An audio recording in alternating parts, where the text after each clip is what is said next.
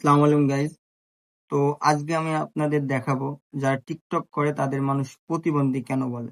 ফার্স্টে ভিডিওটা দেখেন। আজকে প্রথম রোজা, আর এই রোজাটাই আমি রাখতে পারলাম না। কারণ আমার বউ হঠাৎ করে অনেক অসুস্থ হয়ে পড়ছে। সবাই আমার বউর জন্য একটু দোয়া করবেন।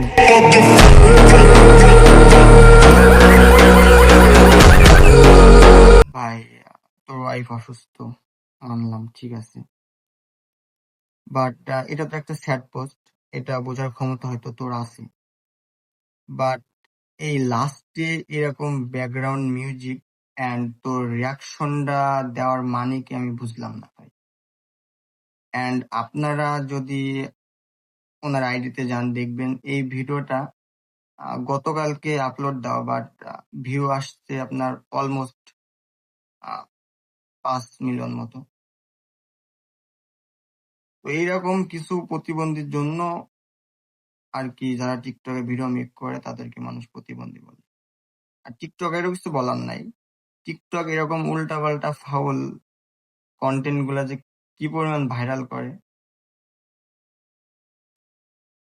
তো যাই হোক, রমজান মাসে ভাবছিলাম যে কারোর সমালোচনা করব না, বাট এদেরকে দেখে না করে আর থাকতে পারি না।